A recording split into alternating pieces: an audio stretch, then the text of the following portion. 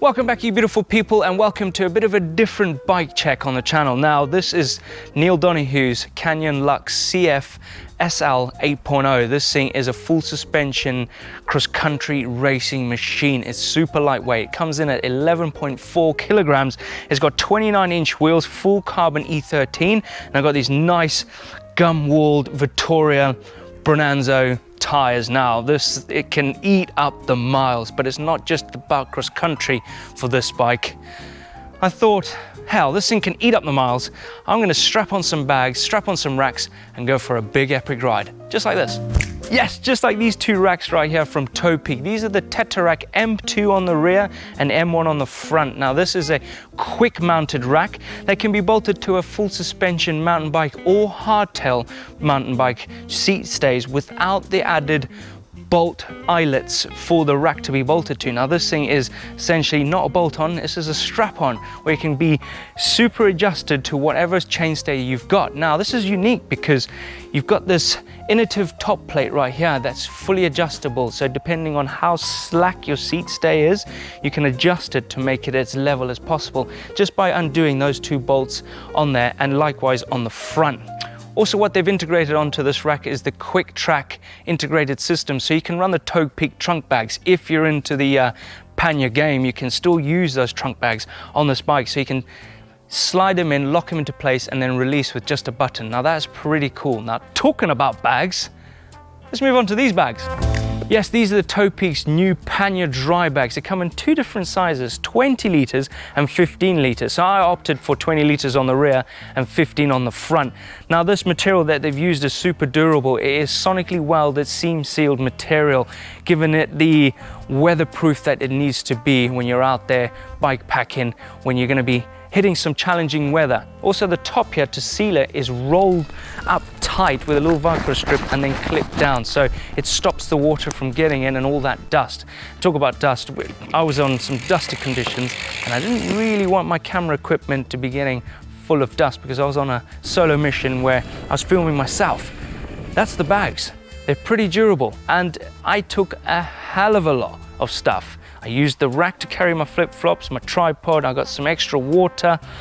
I took a lot. And the great thing about these bags, it is quick release. You've got this little lever on top that you can just pull up and just unclick, and easily to take away and easily to install back on. And also it comes with this great little shoulder strap. So if you were in town and you wanted to take your bags into town, instead of leaving them on your bike, you can just hook on the shoulder strap, fling it over your shoulder, and go into town safely, knowing that your bike's and your kit's not going to get nicked.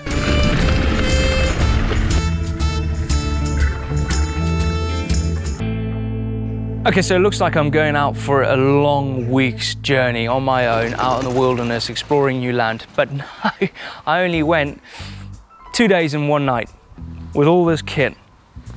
But I thought, hell, I've got all this space, I might as well carry it. But you know, I was out there filming myself. So in the front, I've got my camera equipment, I've got snacks and tools one side, I've got my sleeping equipment, and then I have my cooking stuff and some spare clothes. So essentially I went glamping in my auntie and uncle's cider farm down in Dorset, which was a 114-mile round trip, so 58 miles there and then 55 coming back-ish.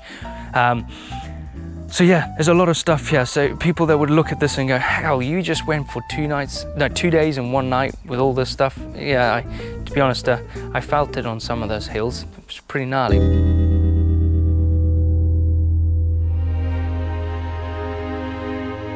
But it's time for competition time, because we are giving away 2 sets of the Topeak TetraRack M2 rack on the back and 2 dry bags. We're giving away the whole thing. So if you want to get involved with us, there's a link in the description down below.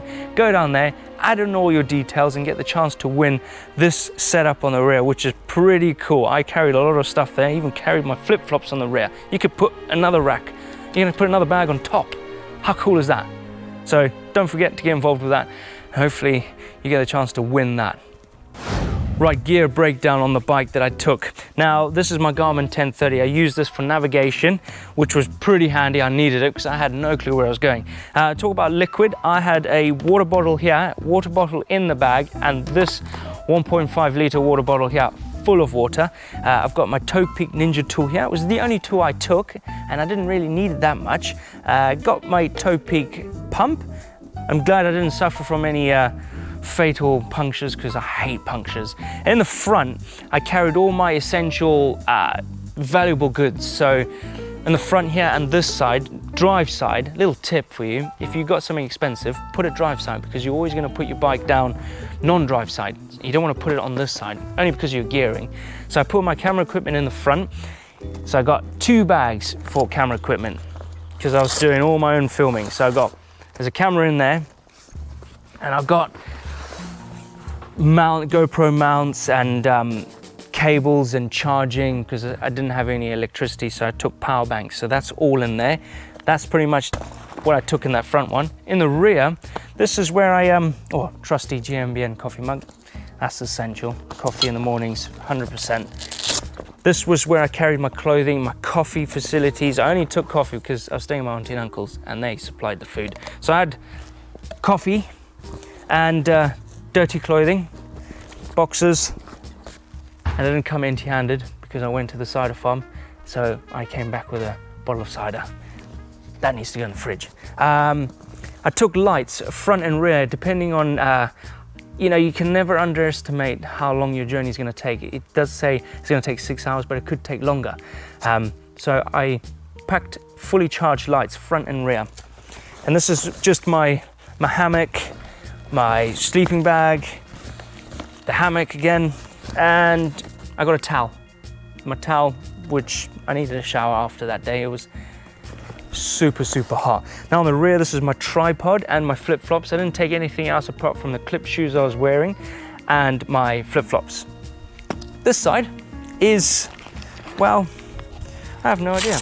Joking. This is my clothing. So, pair of trousers, more my cooking bits. I just split it up so, evenly distributing the weight on the rack, because you don't really want to have a super heavy bag on one side and the other's lightweight. You kind of distribute the weight, because it kind of it affects you when you ride, especially when you're riding down a trail, technical trail, which I did. I got some more goods from the cider farm, camping stuff, and I got jackets and spare t-shirts and riding kit. So that's all in there, and obviously coffee. And in the front of this one is where I carried all my snacks, because there wasn't many shops where I was going. So in here, which is empty now because I've eaten all the snacks, but I carried a few things that I thought I might need if I did blow a tire. So I got this muck-off BAM stuff, which is instant sealant. It's brilliant, which I'm glad I didn't get to use. One snack which is fully melted up. Look at that. I'll put that in the fridge and eat it later. Sun cream, because I needed it. Deodorant, little one. Don't carry a big one. Small one's just enough. Some inner tubes, and I got some plugs and some spare tools and CO2 in there, and that's about it really in the front. So that was my tools and my snacks and bits and stuff that I carried in there. That's pretty much it. I carried quite a lot of stuff, but I needed it.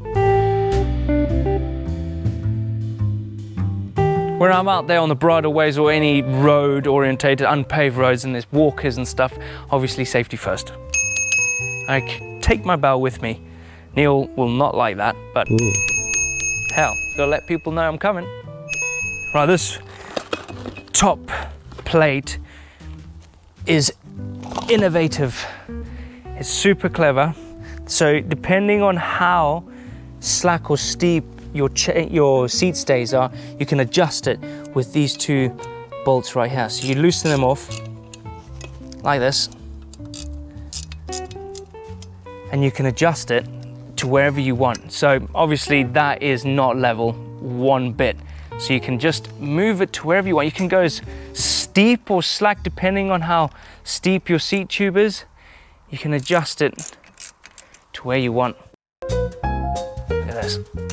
Look at that. So I reckon that's about right. Like that. And you just tighten it back up. So you know that that is level. Then you grab your bags and you plonk them back on. Click them there, click in there. Voila, simple. When it comes to installing the rear TetraRack M2, you got these nice Velcro straps right here that you can get a lot of purchase on. So you can pull this tight like that when installing it, and then you've got these little screws up top here that are threaded that will just pull this bracket up. It'll give you a little bit more purchase on that rack to make it super tight. So if there's any play that you couldn't get out of by pulling the Velcro, you can get all of it out of just these little tighten up screws. You got one there, you got one on each strap. Just tighten them up. You can see it's pulling it straight. Get a little bit of a bow in this plastic, but it's fine. You're gonna get it super tight. Look at that, and that's not gonna go. That's not going anywhere. You put your bags on. Nice. So there you go, that's a bike check from my little solo mission I did all the way down to Dorset on my own, solo filming. If you want to see that video, don't forget to go and find us on GMBN. It was a hot day, but that is a full setup of this. Now this is a thoroughbred racing machine. It's a cross-country rig turned overlanding / bike packing extravaganza. This thing is mean. I reckon I could do more than 2 days and 1 night. I reckon I could do 3 days and 2 nights, maybe a little bit more. Maybe a little bit more, but I probably won't take as much stuff for that. Whew. Thank you very much for watching this video and a little in-depth of what I took on this little trip of mine. There's a lot more things. I could have showed you all the snacks I took, and I've eaten them all, and all the water I went through. I can work it out. I went through 8 liters of water in 2 days. I think I should have drunk a little bit more, but I think I had more cider than water. Anyway, hopefully you enjoyed this and it's given you an inspiration to go out there and just go for bike pack. You can just do it on your doorstep. Go for 1 night, go for 2 nights, whatever. Enjoy it, have fun. Don't forget to follow us on all our social media platforms, and I'll see you the next one. See ya.